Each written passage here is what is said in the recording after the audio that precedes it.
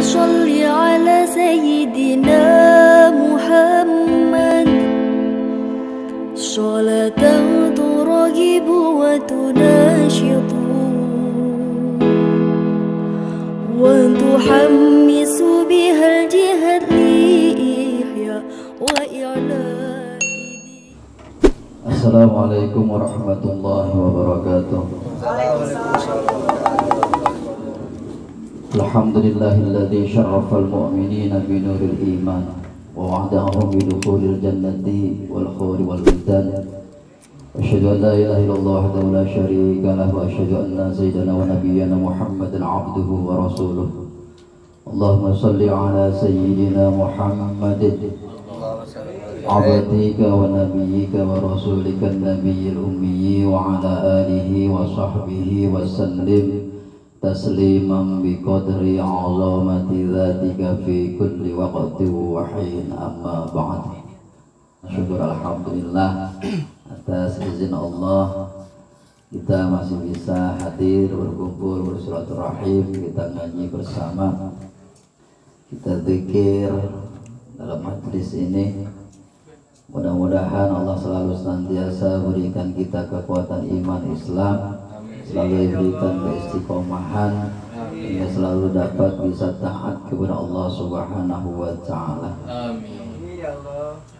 Salawat dan salam pula kita haturkan kepada junjungan alam Nabi Agung Muhammad sallallahu alaihi wasallam beserta keluarga, sahabat, para tabi'in, hingga kita semua. Mudah-mudahan kita selalu senantiasa mau bersolawat kepada Rasulullah hingga timbul kecintaan kita kepada Rasulullah, hingga kita diakui sebagai umatnya dan kita semua kelak mendapat syafaatul uzma fi yaumil qiyamah. Amin ya rabbal alamin.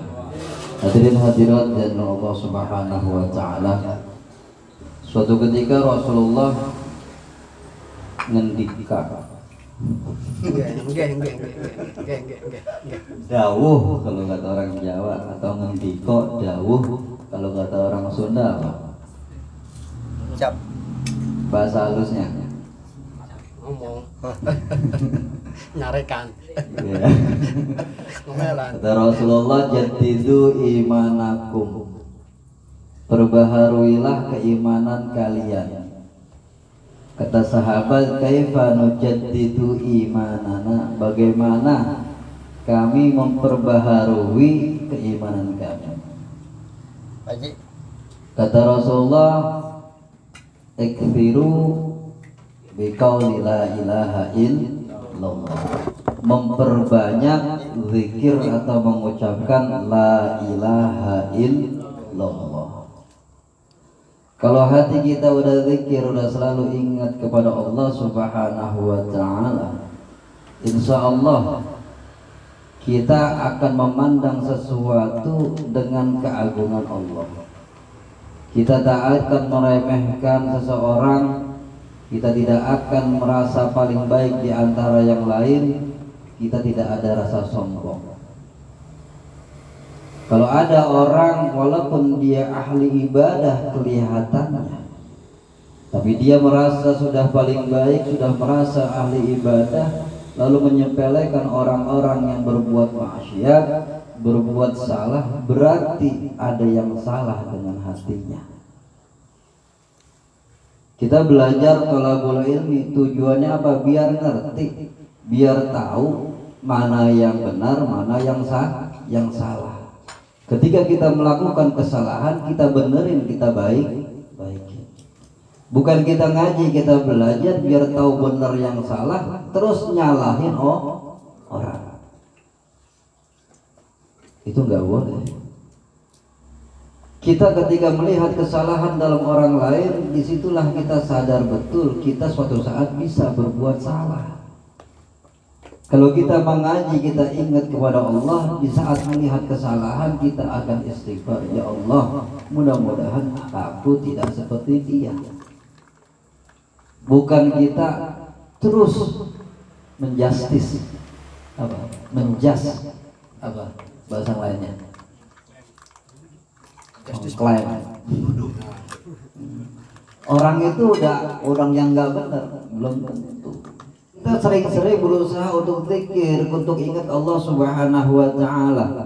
Bagaimana kita akan menjadi orang yang sabar? Bagaimana kita akan menjadi orang-orang yang qanaah? Bagaimana kita akan menjadi orang yang ikhlas kalau hati kita enggak ada Allah? Dan bagaimana kita akan mencapai semua itu? Ikhlas, sabar, qanaah, terus apa lagi? Kalau kita tidak mengenal Allah. Dia belajar, kita perbaharui gimana kita terus ingat zikir kepada Allah Subhanahu wa taala. Ya ada cerita banyak ya, cerita-cerita para sholihin, para aulia. Ada bahkan orang itu nggak pernah ibadah, dan itu termasuk orang-orang yang paling dibenci sama lingkungan sekitarnya. Tapi dalam hatinya ada kecintaan Allah Subhanahu wa ta'ala. Dia mengakui Allah sebagai Tuhannya. Ketika dia sakaratul maut, dia pasrah. Kalau mau ditaruh di neraka, ya pasrah. Emang saya ahli maksiat, cuman saya cinta kepada Allah. Allah mengakui Allah Tuhannya. Padahal lingkungan sekitarnya benci semua sama dia. Bahkan ketika dia mati, mayatnya dibuang, diseret ke tempat sampah. Nah itulah cerita Nabi Musa alaihissalam. Itu di Uspuriyah ya ada ya. Akhirnya Nabi Musa itu diperintahkan sama Allah untuk memandikan, mengkafankan dan menyolati orang yang meninggal tersebut. Terus dicari, ada di tempat sampah katanya. Dari ciri-cirinya dicari, kampungnya, daerahnya semua. Ya, dia dapat itu Google Map dari Allah Subhanahu wa taala. Dicari, ketemu di tempat sampah. Ketika Nabi Musa ingin mengurus, Nabi Musa kata-katain lah, dihujat macam-macam lah Nabi Musa. Lalu kagak tahu apa nih orang bagaimana begini lagi Nabi Musa. Ya udah, dia tanya lagi sama Allah, dijelaskan sama Allah seperti yang tadi, bahwasannya walaupun dia ahli maksiat, ya pokoknya 5M itu dipakai semua. Madon, mabok, maling, terus apa lagi? Mabok, maling, madon itu main perempuan, terus apa lagi?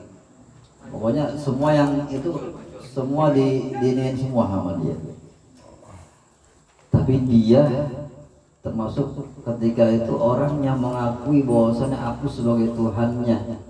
Dia mengakui sebagai kesalahannya, dia rela maupun kalau dia dimasukin ke neraka, tapi dia cinta sama Allah.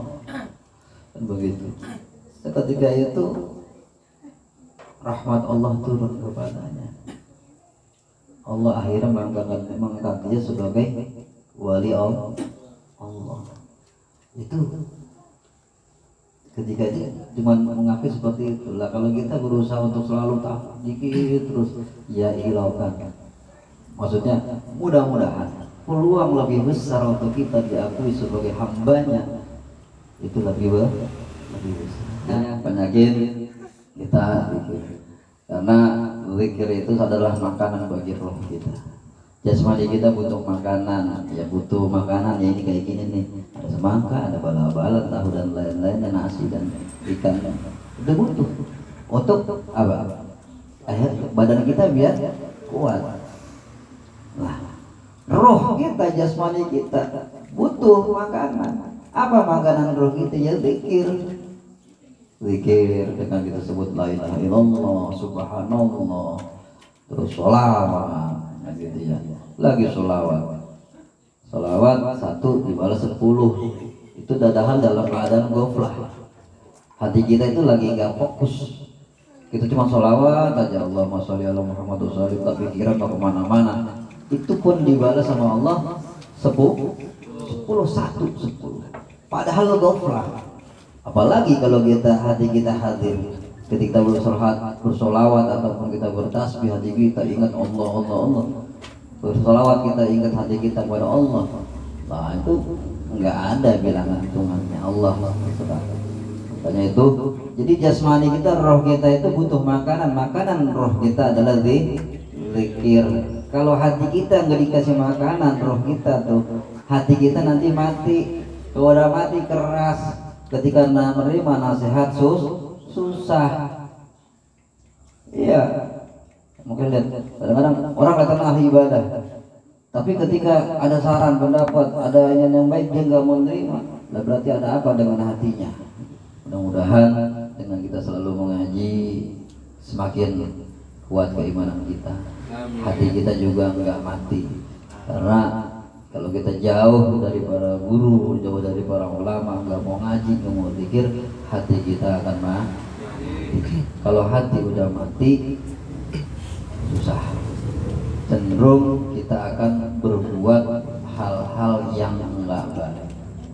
Tuh, karena hati itu ibaratnya apa ya? Mesin penggeraknya. Apabila hatinya bersih, baik semua. Kalau hatinya kotor, hatinya jelek, nanti yang kita perbuat, yang kita lakukan pun akan jelek. Sekian, kurang lebihnya mohon maaf. Wallahu muwaffiq ila aqwamit thoriq. Wassalamualaikum warahmatullahi wabarakatuh. Waalaikumsalam warahmatullahi wabarakatuh.